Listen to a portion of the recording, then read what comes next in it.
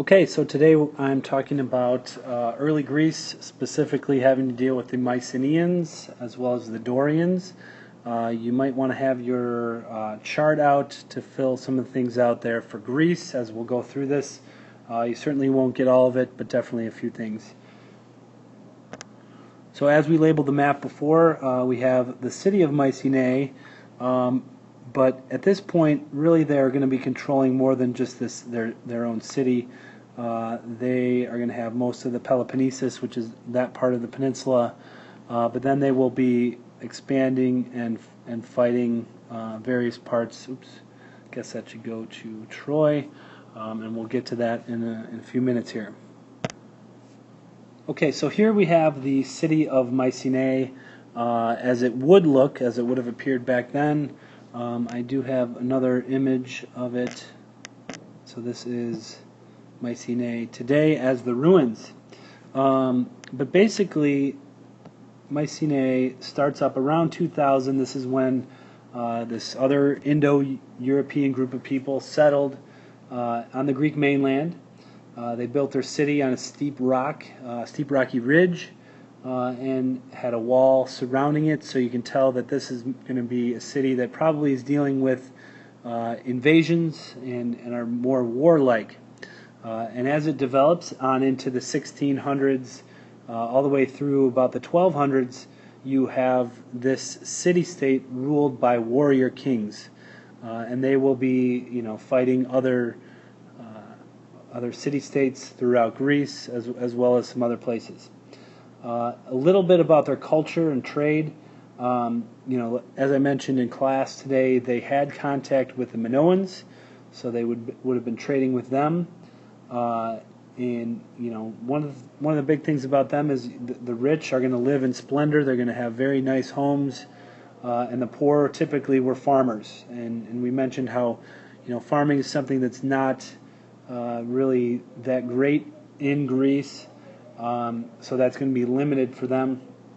But again, they would be trading extensively with the Minoans, and then eventually they are perhaps the ones that could have destroyed their civilization a bit later.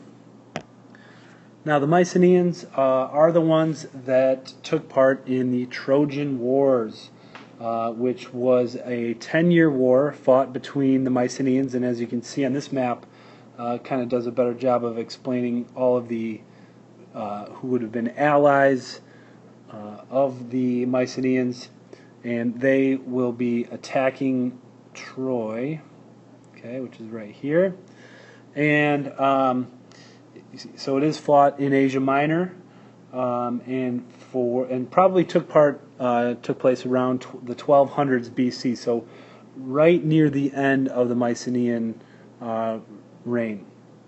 Now, for a while, historians thought that this was a legend, and they thought that it was just a story story from Homer about this war, and it was completely made up.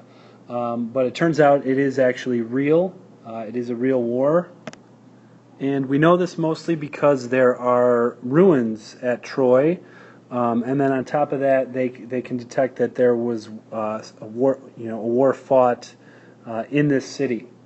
Now, on top of that, you have this other group of people. You can see that we talked about earlier here, the Hittites. They have an account of the war as well. So this gives it a little bit more validity when you have multiple sources talking about the same event that took place. Now, as far as it being somewhat of a legend, you see things like this on the right. This is the Trojan War Horse that was supposedly given to the Trojans as a gift from the Greeks, and kind of a means of surrender. So they wheeled this horse into the city, and out popped a bunch of Greeks. And from that point, they looted and destroyed the city. You have other stories from the Trojan War about Achilles and Hector and things like this, and we might talk about them briefly tomorrow. But this sort of thing, we don't really know if any of this happened, if it was this war fought over love, and this type of story. But ultimately, it was a war. It did happen, but we don't know the intricate details as Homer tells us. So after the Mycenaean period in Greece, again around the 1200s or so, you have the Dorian Age, or the age of the Dorians. So about 1200 is when the Mycenaeans collapse. There's the halfway bell, as you can hear in the background.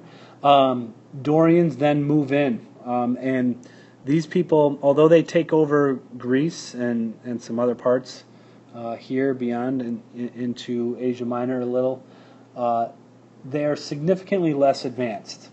And we know this because they traded a lot less. This is going to, again, make way for more of the Phoenician success in the Mediterranean. But on top of that, they had no written records. So there's no writing from this period. So this is also why some call it a dark age. So the Dorian Age, also considered the dark age in Greece, when there is no writing going on. And this took place probably somewhere between 1150 and 750. And then, so at this point, 750, we're going to start moving into more of the classical period in Greece. Okay, so one person, though, that comes out of the Dorian Age is a guy by the name of Homer. So here he is. No, just kidding. Here, the real one is. So you've got Homer, the legendary blind storyteller from the Dorian Age. Okay, so again, the Dorian Age, no writing is going on. So the way that Homer tells his story is orally. Okay, now certainly he had to get some of his information from stories passed down to him, so he was simply a better storyteller. So again, this kind of brings into the question, how accurate is this? His accounts of the Iliad and the Odyssey, these are the epic stories that he tells us. The Iliad is about the Trojan War. The Odyssey is about Odysseus' journey home. And if you've read anything from Homer, certainly the Greek gods are going to be infiltrated into his stories. So that, again, obviously makes it not so much history, although a lot of his stories are based on some historical facts. But this is not considered history. Okay, so one of the things that I mentioned about Homer is that he included the Greek gods in his stories. So it's definitely worthwhile talking about Greek mythology a little bit, not to tell the stories of the actual myths, but to understand kind of the purpose of them. So really there are two main purposes for the Greeks to have them. One is to understand the mysteries of nature, and two is to explain the power of human passions. Okay. Now, if you're following along on the Persian chart, you definitely want to have this out for the Greeks, and in terms of their religion, because this is their religion. So one of the things about the gods that's significant is that they viewed them as immortal and all-powerful. Okay, so they live forever and they're all-powerful, but they are also very human-like. So they have human traits. They can love, they can hate, they can be jealous. And so they have these human characteristics that people can connect with. And this is how their religion is going to be based. Now, all these Greek gods are going to live up on Mount Olympus. And, you don't need to memorize the rest of this, in that, you have different gods for different purposes. For example, Zeus is the king of all gods. You have Hera, who is the wife of Zeus, but she's one that certainly portrays the human characteristics of jealousy, as Zeus has relationships with many other women. You've got Poseidon, the god of the sea, Apollo, who would be the god of music and prophecy. You have Athena, who's the goddess of wisdom and the patron goddess of Athens, also considered a warrior goddess. You've got Aphrodite, who is the goddess of love. And you've got Hades, the god of the underworld. So, these are just examples of them. Again, you don't need to memorize those. But this is, really what their religion was all about. Okay, so that wraps up our talk on early Greece, and we will then get into classical Greece. So get into Athens and Sparta and their relations with the Persians and their relations with each other coming up tomorrow and the next day. So thanks and have a good night.